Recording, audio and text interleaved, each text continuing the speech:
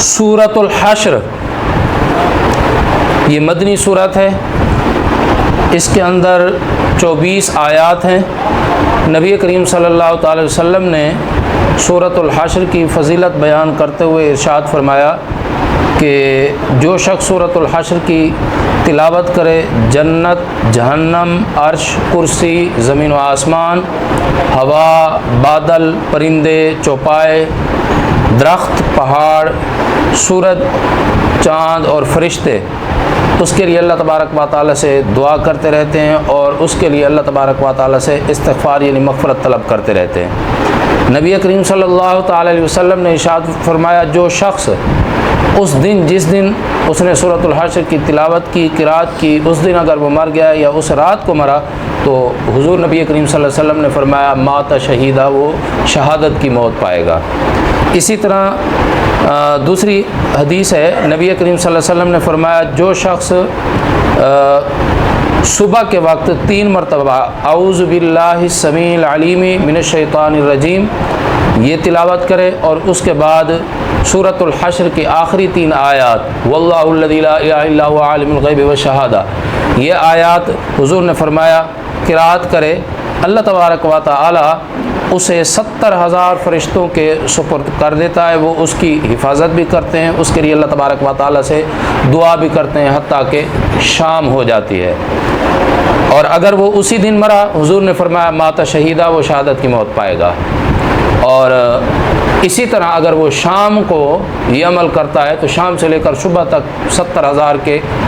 فرشتوں کے سپرد اللہ تبارک و تعالیٰ اسے کر دیتا ہے۔ سورۃ الحشر کی کا جو شان نزول ہے وہ یہ ہے کہ بنو نذیر کے متعلق یہ نازل ہوئی۔ بنو نذیر یہ مدینہ کے یہودی قبائل میں سے ایک قبیلہ ہے جسے ملک شام سے ہجرت کرنی پڑی تھی، یہ مدینہ میں آئے تھے اور ان کا مقصد یہ تھا کہ نبی آخر الزمان یہاں تشریف لائیں گے تو ان کی نبوت کو یہ تسلیم کریں گے، ان کی رسالت کو یہ تسلیم کریں گے۔ جب نبی کریم صلی اللہ تعالی علیہ وسلم مکہ سے مدینہ شریف تشریف لائے تو اس وقت یہ قبیلہ انہوں نے آقا کریم صلی اللہ علیہ وسلم کے ساتھ معاہدہ کیا،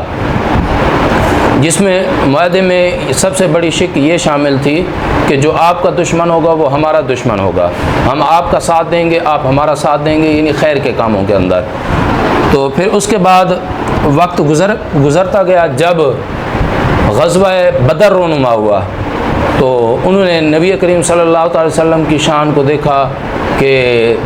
313 صحابہ کے ساتھ جو بالکل بے سر و سامانی کے عالم میں گئے تھے اور 3 گنا زیادہ اپنے سے زیادہ جو ان کا دشمن تھا اس کا انہوں نے مقابلہ کیا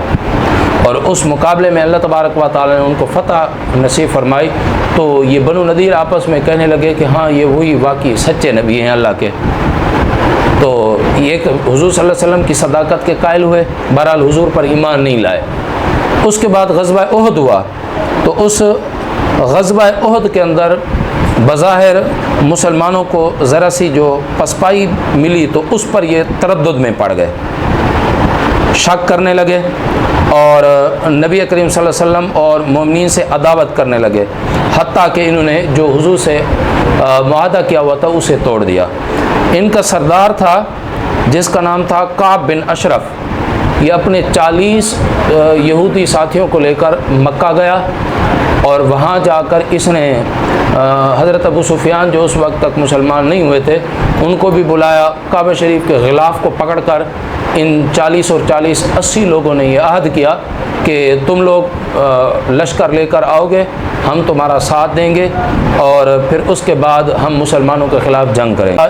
عہد یہ تھا کہ نعوذ باللہ من ذالک ہم حضور اور حضور کے ساتھیوں کو صفحہ ہستی سے مٹا دیں گے۔ تو یہ کعب بن اشرف ان کا سردار تھا۔ جب یہ وہاں سے واپس پلٹا اللہ تبارک و تعالی نے نبی کریم صلی اللہ تعالی علیہ وسلم کو بذریعہ جبرائیل علیہ السلام ساری باتیں جو وہاں ہوئی تھیں وہ بتلا دی۔ اس کے بعد نبی کریم صلی اللہ تعالی وسلم نے مسلمانوں سے مشاورت فرمائی کہ کعب بن اشرف کو کون قتل کرے گا۔ تو محمد بن مسلمہ